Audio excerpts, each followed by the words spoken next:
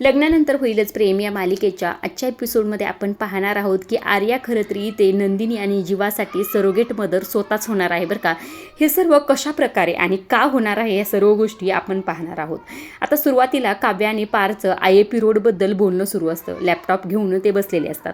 तेव्हा खरं तर माननी येते, त्यामुळे पटदिशीन पार तो लॅपटॉप बंद करतो. आता काव्याच्या हाताला जोरात लागलेला असतं बरं का.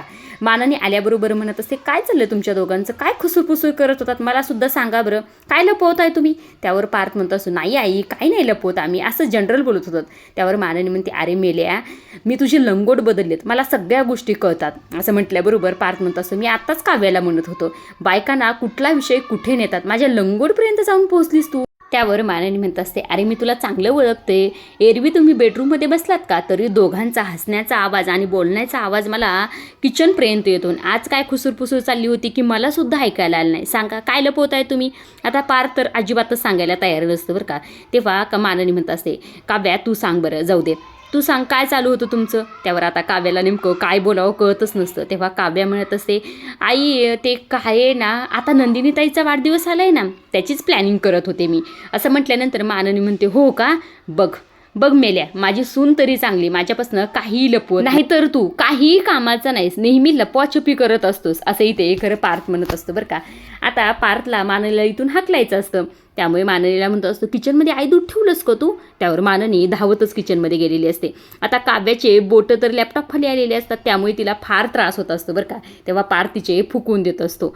आता इथे एका पार्थ म्हणत असतो, काव्या हे सगळं काही ठीक आहे, पण आपण असं आईला खोटं नको ना बोलायला, सांगायला पाहिजे का सगळं. त्यावर काव्या म्हणते, नाही ना ओ पार, तुम्हाला कळतंय का, जेव्हा नंदिनी ताई आणि जेव्हा किडनॅपिंगच्या केसच्या मागं लागले होते तेव्हा आई किती त्यांच्यावर ओरडली होती, आणि आता मी हे सगळं काही करते. आधीच तर मला 4था महिना लागलाय, आई मला काही करून देणार नाहीत.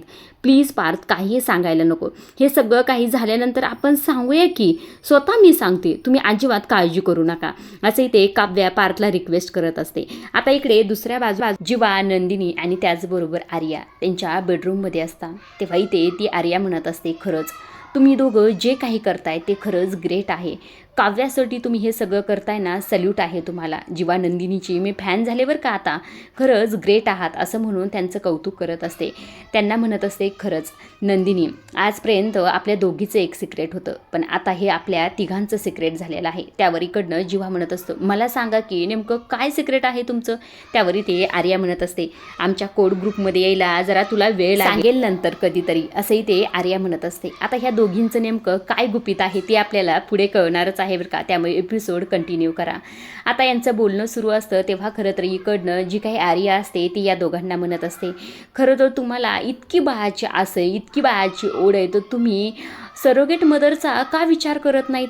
असंही ते आर्याने डायरेक्टच या दोघांना विचारल्याबरोबर दोघांना जरा शॉक बसलेला असतो बरं का, असं डायरेक्ट विचारल्यामुळे. मात्र इथे नंतर नंदिनी म्हणत असते, आम्ही सुद्धा या गोष्टीचा विचार केला होता, पण आता सरोगेट मदरचे सुद्धा किती नियम आहेत, म्हणजे ती महिला विवाहित असायला हवी, तिला स्वतःचं मूल असायला हवं, आणि महत्त्वाचं म्हणजे ती नात्यातली सुद्धा असायला हवी. मग ह्या सर्व गोष्टी कशा मिळतील. त्यावर ते आर्या म्हणत असते, मला माहिती आहे गं, ह्या सर्व गोष्टी होऊ शकतात, पण मी बघते कुणी भेटतंय का, असंही ते आर्याने शब्द दिलेला असतो. आता आर्याने असं म्हटलं, जीवानंदिनी दोघीही फार आनंदी असतात, हे सर्व काही त्यांच्यासाठी स्वप्नासारखं वाटत असतं. आता खरं तर पुढे जाऊन आर्याच नंदिनीची सरोगेट मदर होणार आहे बरं का, ते आपल्याला पुढे कळेलच कशा प्रकारे होणार आहे. इकडे काव्या किचनमध्ये असते, रवा केक बनवत असते. पार्थ तिला बोलवण्यासाठी आलेला असतो. काय झालं काव्या, इतक्या वेळ काय करताय, चला की झोपायला. त्यावर काव्या म्हणत, हो येते मी, केक बनवते. असं म्हटल्याबरोबर पार्थ म्हणतो, काय केक बनवताय, कशासाठी. त्यावर काव्या म्हणत असते, अहो नंदिनी ताईचा बड्डे ना, मग केक बनवायला नको का. त्यावर पार्थ म्हणतो, आपण ऑर्डर केला आहे ना, कशाला मग उगाच बनवताय तुम्ही. त्यावर काव्या म्हणत असते, हो तो मोठा केक झाला, पण हा बेबीकडनं, आता नंदिनी ताईचं बाळ तर नाही बनवू शकत, मग बाळाची मावशी. आता जर नंदिनी ताईला तो केक नाही आवडला, नाही खावासा वाटला, तर हा तरी केक ताई खाऊ शकते ना, असंही ते काव्या म्हणत असते. त्यावर पार्थ काव्याचं कौतुक करत असतो, म्हणत असतो, खरंच तू ताईसाठी काही करायला तयारच हो का नाही. त्यावर काव्या म्हणत असते, हो मग ताईसुद्धा माझ्यासाठी किती आणि काय काय गोष्टी करते, मग मी ताईसाठी तर एवढं करू शकते ना. माझी फक्त एवढीच इच्छा आहे, नंदिनी ताईच्या वाढदिवसाला तिच्या सगळ्या इच्छा पूर्ण व्हाव्यात, तिला जे जे हवंय ते सगळं तिला मिळो, असंही ते काव्या म्हणत असते. आता पार्थ म्हणत असतो, काय टायमिंग आहे विश मागण्याचा, खरंच 11 वाजून 11 मिनिटं झालेत काव्या मॅडम. त्यावर काव्या म्हणत असते, हो खरंच. तेव्हा पार्थ म्हणत असतो, आता नंदिनीच्या सगळ्या इच्छा पूर्ण होतील बरं का. असं म्हणून दोघेही खुश होत असतात. काव्यासुद्धा फार खुश असते, कारण की नंदिनीचा वाढदिवस असतो. आता इकडे दुसऱ्या बाजूला जीवा नंदिनी हॉस्पिटलमध्ये आलेले असतात. त्यांना खरं तर आर्याने इथे कॉल करून बोलून घेतलेलं असतं. आता त्यांनासुद्धा माहीत नसतं नेमकं कशाला बोलवलेलं आहे. आता दोघे हॉस्पिटलमध्ये येतात तेव्हा खरं आर्याच्या हातात एक लहान बाळ असतं. त्या लहान बाळाला पाहून खरं हे दोघेही इमोशनल झालेले असतात. ते लहान बाळ खरं तर इथे त्यांच्याच एका पेशंटचं असावं. आता आर्या त्याला खेळवत असते आणि या दोघांची ओळख करून देत असते. आता जीवा नंदिनीसुद्धा त्याच्याशी छान गप्पा मारत असतात. आता आर्याने ते बाळ ह्या दोघांकडे दिलेलं असतं आणि आर्या स्वतः साईटला जाऊन उभा राहिलेले असते काउंटरच्या तिथे, आणि हे सगळं काही ह्या दोघांचं पाहत असते. आता जीवासुद्धा त्या बाळात खूप रमलेला असतो बरं का, त्याला खेळवण्याचा प्रयत्न करत असतो. नंदिनीसुद्धा त्याच्यासोबत खेळत असते, त्याच्या हातात तो खुळखुळा देत असतात, त्याच्यासोबत खेळणं सुरू असतं, त्याच्याशी छान गप्पा मारत असतात. हे सगळं काही इकडनं आर्या पाहत असते आणि हे सगळं काही पाहून तिला देखील फार आनंद होत असतो. आता ते थोडंसं रडायला लागलेलं असतं, त्यामुळे आर्या आणि त्याचबरोबर त्या बाळाच्या आई तिथे आलेले असतात. आता त्या बाळाच्या आईने बाळ घेतलेलं असतं आणि तिथून निघून गेलेले असतात. निघून गेल्यानंतर खरं नंदिनीच्या डोळ्यात पाणी आलेलं असतं. अक्षरशः त्या बाळाकडे पाहून नंदिनी रडत असते. आता बाळ आणि त्याच्या आई निघून गेलेले असतात. तेव्हा आर्या म्हणत असते, कसं वाटलं तुम्हाला? त्यावरही ते नंदिनी म्हणत असते, आयुष्यभराचं सुख हातात आलंय असं वाटलं. त्यावर जीवा म्हणत असतो, आणि हे सुख आमच्या हातातून कधीही जाऊ नये असं आम्हाला वाटतंय. असंही ते जीवा त्या बाळाच्या दिशेने बघून म्हणत असतो. आता नंदिनीला रडू आवरत नसतं. नंदिनी धावतच तिथून निघून गेलेली असते. जीवाला कळत नसतं की नेमकं नंदिनीला काय झालंय. आर्या थांब, मी बघतो तिला, असं म्हणून जीवासुद्धा आता नंदिनीच्या मागं धावत आलेला असतो. नंदिनी काय झालं तुला, थांब की. मात्र इथे नंदिनी अजिबातच कुठं थांबत नाही. आता डायरेक्ट ते दोघे घरी आलेले इथे दाखवलेले आहेत. दरवाजासमोर उभा असतात आणि नंदिनी जीवाला, जीवा जोपर्यंत आपल्याला सरोगेट मदर मिळणार नाही तोपर्यंत बाळसुद्धा मिळणार नाही, आणि तोपर्यंत माझं कशातच मन लागणार नाही असं म्हटल्यावर जीवा म्हणत असतो, असं नको ना म्हणू, आपल्याला बाळसुद्धा मिळेल आणि सरोगेट मदरसुद्धा मिळेल. आजच्या दिवस तरी असं बोलू नको, तुझा वाढदिवस आहे. त्यावर नंदिनी म्हणत असते, आज पहिल्यांदा माझा बड्डे सुद्धा मला नकोसा झालाय असंही ते नंदिनी म्हणत असते. आता दोघेही खरं घरात येतात. दरवाजा उघडून पाहतात तर काय, सगळ्या घरातील लाईट ऑफ झालेली असते. हे सगळं काही पाहून नंदिनी म्हणत असते, हे काय चाललंय, घरचे सगळे कुठे गेलेत?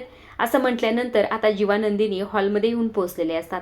आल्याबरोबर लाईट ऑन होतो आणि लाईट ऑन झाल्याबरोबर सगळेजण समोर आलेले असतात. सगळेजण इथे यांच्यासाठी टाळ्या वाजवत असतात. आता जीवासुद्धा फार खुश झालेला असतो. नंदिनी सगळं डेकोरेशन वगैरे पाहत असते, पण तिला काव्या दिसत नसते. त्यामुळे ती म्हणत असते, काव्या कुठे?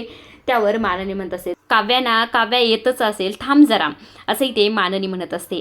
आता खरं तरी ते मिथुन भाऊजीनी आणि काव्यानी आणि सगळ्यांनीच घरच्यांनी काव्यासाठी छान सरप्राईज ठेवलेलं असतं. एक प्रोजेक्टवर खरं तरी ते नंदिनीचे लहानपणीचे फोटो सगळे लावलेले असतात आणि त्याचबरोबर काव्यासुद्धा असते बरं का. हे सगळं काही पाहून आता नंदिनी आणि जीवाला दोघांनाही फार आनंद झालेला असतो. नंदिनीसुद्धा स्वतःचं सगळं दुःख इथे विसरलेली असते आणि जे काही ते काव्याने केलेलं आहे या सर्व गोष्टीमुळे तिला फार बरं वाटत असतं. प्रत्येक क्षण तिच्या डोळ्यासमोर येत असतो, प्रत्येक आठवणी जाग्या झालेल्या असतात. ह्या सर्व गोष्टी पाहून इथे नंदिनीला फार भरून आलेलं असतं. आता खरं तर काव्या केक घेऊन बाहेर आलेली असते आणि काव्या नंदिनीला म्हणत असते, नंदिनी ताई, तू एक आदर्श मुलगी आहेस, आदर्श सून आहेस, उत्तम बायको आहेस आणि त्या पलीकडे माझी एक बेस्ट फ्रेंड आहेस, आणि त्यापेक्षा महत्त्वाची म्हणजे माझी तू बहिणाबाई आहेस, माझी नंदिनी ताई, असं म्हणून नंदिनीला मिठी मारत असते. नंदिनी खरं तर इथे फार खुश असते, कारण की काव्याने इतके छान तिच्यासाठी प्रोजेक्टवर जो काही व्हिडिओ लावलेला असतो त्यामुळे नंदिनीला फार बरं वाटलेलं असतं. आता खरं तरी ते सगळेच जण नंदिनीला गिफ्ट देत असतात. सुरुवातीला माननी आणि विक्रमने दिलेलं असतं, त्याचबरोबर मिथुननी सुद्धा दिलेलं असतं, काव्या, पार्थ या दोघांनी सुद्धा दिलेलं असतं आणि त्यानंतर शेवटी वसूने सुद्धा दिलेलं असतं. आता नंदिनीने सगळ्यांना नमस्कार वगैरे केलेला असतो. आता वेळ असते ती म्हणजे केक कटिंगची. आता केक कटिंगसाठी कॅन्डल वगैरे पेटवणं ते सुरू असतं. आशाने सुद्धा गिफ्ट दिलेलं आहे ते सांगायचं विसरलेले होते.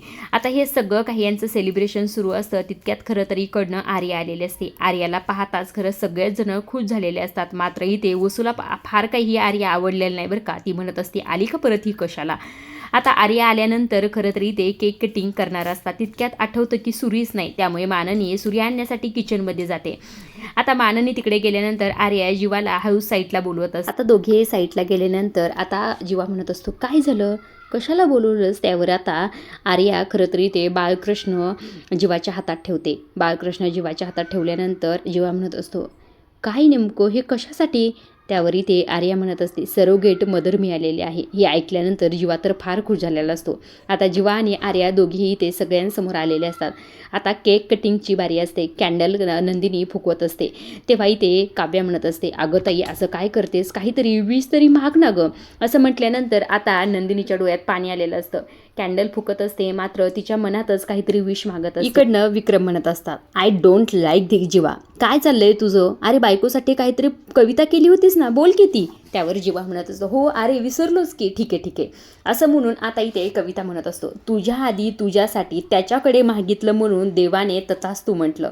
असं म्हणून बाळकृष्णाची मूर्ती नंदिनीच्या हातात ठेवत असतो. आता नंदिनीला तर कळत नसतं नेमकं हे काय चाललंय. सगळ्यांनाच हे जीवाचं गिफ्ट युनिक वाटलेलं असतं. आता नंदिनीच्या कानात हळू जीवा म्हणत असतो, आपलं बाळ पोटात वाढवण्यासाठी आपल्याला सरोगेट आई मिळालेले आहे.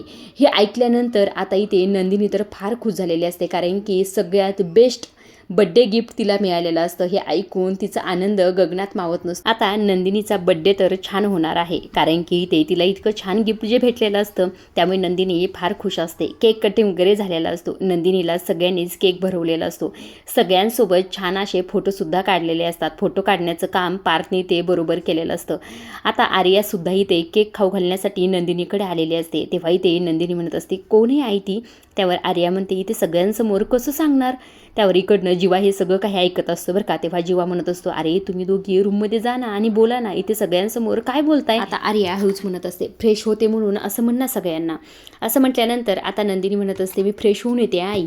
असं म्हणून बेडरूममध्ये निघून जाते. आर्यासुद्धा तिच्या मागे जाते. आता जीवासुद्धा जाणार असतो, तेव्हा मानने त्याला थांबवते. म्हणत असते, कुठे चाललास तू बायकांच्या मागे, चल भरपूर कामं आहेत. असं म्हणून जीवाला किचनमध्ये घेऊन जात असते.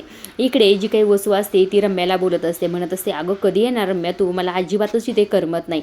म्हणजे विजयराव आहे तिथे, पण तरीसुद्धा विजयराव आणि मी मिळून देतोच घरच्यांना त्रास, पण अधूनमधून विजयराव गायबच असतात गं. असं इथे वसू रम्याशी बोलत असते. आता खरं तरी ते जीवा निसटलेला असतो आणि बेडरूममध्ये आलेला असतो. आता जीवा बेडरूममध्ये आल्याबरोबर आर्याला म्हणत असतो, आर्या सांग ना, कोण आहे आमची सरोगेट मदर? असं म्हटल्यानंतर इकडनं नंदिनीसुद्धा म्हणत असते, आपल्या नात्यातलीच आहे का? त्यावर जीवा म्हणत असतो, रम्या तर नाही ना? रम्या जर असेल तर कॅन्सल कर बरं का आत्ताच. त्यावर आर्या म्हणत असते, अरे नाही बाबा रम्या, मला माहीतसुद्धा नाही रम्या कोण आहे तर. तेव्हा नंदिनी म्हणत असते, आर्या सांग ना, जी कुणी आमची सरोगेट मदर आहे तिचे पाय धुवून प्यायलासुद्धा आम्ही तयार आहोत. त्यावर ती आर्या म्हणत असते, अगं पाय धुवून प्यायची गरजच नाही, तिला मिठी मारली तरी चालेल. असं म्हटल्यानंतर नंदिनी आणि जीवा म्हणत असतात, काय बोलतेस तू, कोण आहे नेमकं मिठी मारली तरी चालेल? त्यावर आर्या म्हणत असते, मीच आहे, मी तुमच्या दोघांची सरोगेट मदर व्हायला तयार आहे. हे ऐकल्यानंतर खरं ह्या दोघांनाही शॉक बसलेला असतो. आता ह्या दोघांनाही हे सगळं काही स्वप्नासारखं वाटत असतं. जीवा म्हणत असतो, हे सगळं काही तू आमच्यासाठी का करशील? म्हणजे तू प्रँक करतेस का आमच्यासोबत, मस्करी करतेस का? त्यावर आर्या म्हणते, नाही अजिबातच नाही, मी मस्करी वगैरे काही करत नाही. नंदिनीसुद्धा म्हणत असते, तुला मस्करी करायची फार सवय आहे, प्रँक करतेस ना, खरं सांगा आर्या. आर्या मात्र नाही म्हणत असते, मी प्रँक वगैरे काही करत नाही, मी फक्त सरोगेट मदर व्हायला तयार नाही तर नंदूच्या बाळाची आई व्हायला तयार आहे. असंही ते आर्या म्हणत असते. त्यावर जीवा म्हणत असतो, पण हे सगळं काही तू का करतेस? म्हणजे तू सेटल आहेस आणि हे सगळं काही आमच्यासाठी का करतेस? त्यावर इकडनं आर्या म्हणत असते, मी नंदिनीचं देणं लागते. भविष्यात माझ्यासाठी तिने काहीतरी केलेलं आहे, त्यामुळे हे काहीही नाही, मी तिच्यासाठी काहीही करायला तयार आहे. असंही ते आर्या म्हणत असते. आता जीवाला प्रश्न पडलेला असतो की नेमकं नंदिनीने काय केलेलं आहे. इकडे खाली वसू रम्याशी बोलत असते, मात्र तिच्या मोबाईलची चार्जिंग संपलेली असते. आता तिचं चार्जरसुद्धा तिला मिळत नसतं, त्यामुळे ती विजयच्या रूमकडे चार्जिंग करण्यासाठी वरती येणार असते. इकडे आर्या सगळं काही सांगत असते, तिची फॅमिली कशी होते, म्हणजे मिस्टर, त्याचबरोबर 2 वर्षाचा मुलगा आणि ती 7 महिन्याची प्रेग्नेंट. एके दिवशी तिची फॅमिली खरं तरी ते कुठेतरी बाहेर ट्रिपवर निघाले होते. तेव्हा खरं तर त्यांचा मोठा अपघात झाला आणि त्या अपघातामध्ये तिचे मिस्टर आणि 2 वर्षाचा मुलगा वारलेला असतात आणि तिच्या पोटातलं बाळ सुद्धा गेलेलं. या सर्व गोष्टीमुळे ती डिप्रेशनमध्ये गेलेली असते. स्वतःचा जीव घेण्याचा सुद्धा प्रयत्न केलेला असतो. ती म्हणत असते, माझं नशीब एवढं खराब की 2दा मी प्रयत्न करून सुद्धा मी जिवंत आहे.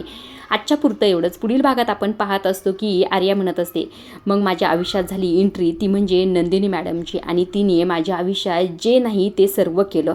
आता इकडनं वसूवरती येत असते, ह्या तिघांना बोलताना पाहते आणि म्हणत असते, या तिघांचं काहीतरी शिजते, पाहावंच लागेल असं म्हणून त्यांच्या रूमच्या दिशेने येत असते. इकडे आर्या जीवा आणि नंदिनीला म्हणत असते, नंदुनी माझ्या आयुष्यात भरपूर गोष्टी केलेल्या आहेत, मला तुमची सरोगेट मदर होण्याचा एक चान्स द्या असंही ते आर्या म्हणत असते. आता आर्या या दोघांच्या आयुष्यात सुख आणते का वादळ आणते हे पाहण्यासारखंच आहे. आजच्या पुरतं एवढंच. अशा डेली मालिकेच्या अपडेट जर तुम्हाला जाणून घ्यायला आवडत असेल तर आपल्या चॅनलला जरूर सबस्क्राईब करा आणि वसूने बोलणं ऐकलं असेल का हे कमेंट करून नक्की सांगा.